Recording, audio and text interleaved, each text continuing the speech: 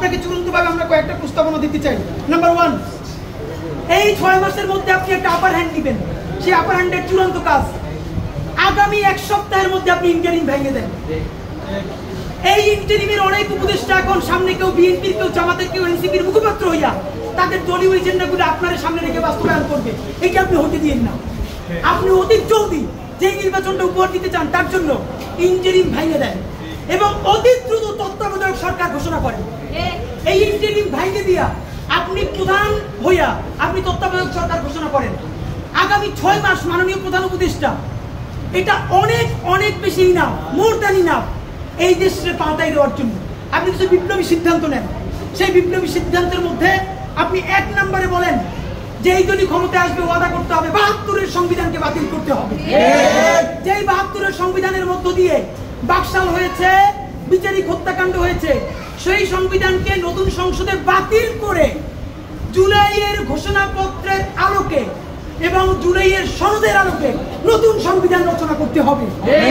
Number 2, প্রতিনিধিত্বশীল স্বাধীন police commission গঠন করতে হবে। আমরা বলেছি শুধু পুলিশ কমিশন না, কারণ এই পুলিশ যদি জানে আগামীতে বিএনপি ক্ষমতায় আসবে, জামাত ক্ষমতায় আসবে, সে হোমওয়ার্ক কইরা প্রত্যেকটা কেন্দ্র দখল করে ব্যালট ভরে দিবে, কারণ সে জানে তাহলে তার পোস্টিংটা ভালো হবে। সুতরাং আমরা চাই একটা প্রতিনিধিত্বশীল স্বাধীন পুলিশ কমিশন। এটা যদি 10 জনের মেম্বার হয়, 2 জন বিরোধী দল থেকে থাকবে, 2 জন বিশ্ববিদ্যালয়ের শিক্ষক থাকবে, 1 জন শহীদ পরিবার থেকে থাকতে পারে, এই পুরো সরকার থেকে থাকবে 5 জন, বাকি 5 জন অন্য স্টেট থেকে। যদি সেটা হয় তাহলে ন্যূনতম তাকে কিন্তু একটা কন্ট্রোল করা যাবে।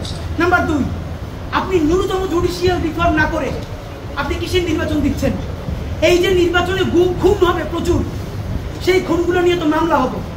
আমরা এই যে আসিফ মাহমুদ বনাম ইশরাক হোসেনের যে ক্যাচাল, সেই ক্যাচালে দেখলাম আদালত পর্যন্ত স্বীকার করতেছে যে এই ব্যাপারে রায় দেওয়ার উপরে তার উপরে চাপ ছিল। কোনো রাজনৈতিক দল ক্ষমতায় নাই, সেই অবস্থায়ও যদি আদালত বলে যে এই রায় দেওয়া তার উপরে চাপ ছিল, যখন রাজনৈতিক দল থাকবে তখন তো চাপ লাগবে না, তখন আইন মন্ত্রণালয়ে দিয়ে লিখে পাঠাবে, সে শুধু সাইন করে দিবে। সুতরাং আপনি জুডিশিয়াল রিফর্ম কি করলেন সেইটাকে আপনাকে স্পেসিফিকলি বলতে হবে। জনপ্রশাসন সংস্কার, সব কিছুতে একমাত্র বিসিএস প্রশাসন ছড়িয়ে ঘুরাবে তা হইতে পারে না। আপনি ক্ষমতা ডিসেন্ট্রালাইজেশন করেন, আপনি পুলিশকে একটু ভিন্ন করেন, আপনি অন্যান্য ক্যাডারগুলোকে আরেকটু এম্পাওয়ার করেন। এই যে জনপ্রশাসন সংস্কারের মধ্যে প্রশাসকরা নিজেদেরকে প্যারালাল রাষ্ট্র ভাবে, এইটা আপনি ন্যূনতম ভেঙে দিতে না পারলে আবারও তো সে আমলাতান্ত্রিক দেশ করবে। এবং আপনাকে সর্বশেষ আমরা বলতে চাই, আগামী 6 মাস আমরা আপনার কাছে অ্যাকশন দেখতে চাই। সেই অ্যাকশনটা হলো, এখন চলে আগস্ট মাস, আগস্টের মধ্যে আপনি ইন্টারিম ভেঙে দেওয়ার চূড়ান্ত রূপরেখা প্রণয়ন করেন। এতদিন বলছি আমরা বিচার সংস্কার, বিচারের কোন কোন রায়টা আসবে আপনি তা তো একটা বললেন না এই আপনার দীর্ঘ বক্তৃতার মধ্যে, কিন্তু আপনি ঠিকই নির্বাচনের সব কথা তো বললেন, থ্যাংক ইউ, আপনি এটা বলেছেন। তাহলে বিচার নিয়ে আপনি এরকম বলতেছেন না কেন? নাম্বার 2, এতদিন আমরা আগে বলেছি সংস্কার, তারপরে বলেছি মৌলিক সংস্কার, না এখন মৌলিক সংস্কারও বলি না, নির্দিষ্ট 5টা সংস্কারের কথা বলেছি। আমরা পুলিশের সংস্কার চেয়েছি, আমরা জুডিশিয়াল রিফর্মের কথা বলেছি, আমরা নির্বাচন কমিশনের যে বর্তমান প্যাটার্ন এইটা ভেঙে দেওয়ার কথা বলেছি। প্লিজ, কোন সংস্কারটা কবে হবে? নির্বাচনের আগে যদি আপনি একটা সংস্কার নিজে করে দেখাতে না পারেন, তাহলে বলেন প্রবাস থেকে লক্ষ টাকা প্লেন ভাড়া দিয়া বাংলাদেশের মানুষ কেন ভোট দিতে আসবে? বলেন, সে তো জানে একটা সংস্কার আপনি করতে পারেন নাই। এই যে ভোট দিয়ে যাবে, যারা ক্ষমতায় যাবে তারা ঠিকই আগর কাটামতে সব 91 যেরকম তারা চুক্তি ভঙ্গ করেছে, চুক্তি ভঙ্গ করে আবার ফ্যাসিবাদ কায়েম করবে। শুধু শুধু সে কেন দেশে ভোট দিতে আসবে বলেন? সুতরাং আপনি যদি সত্যিকারে চান বাংলাদেশের ইতিহাসের সেটা নির্বাচন হোক, প্রবাসীরা ভোট দিক, লক্ষ লক্ষ টাকা খরচ করে মানুষ ঈদের মতো উদযাপন করুক, তাহলে ন্যূনতম কয়েকটা বিচার আপনার নির্বাচনের আগে করে দেখাতেই হবে।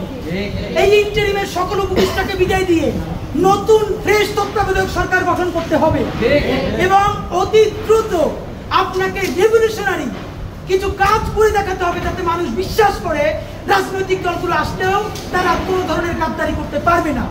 এবং সর্বশেষ কথা, সকল রাজনৈতিক দলের সাথে বারবার বসেন উপদেষ্টা মহোদয়, একটা বার 1500 প্রায় শহীদ তার পরিবারের সাথে আপনার বসা দরকার হয় না? এই যে এত সংস্কার করলেন, আমাদেরকে কেন তারা ফোন করে জিজ্ঞেস করে যে এগুলো সব কি তারা না কইলেই চলে যাবে?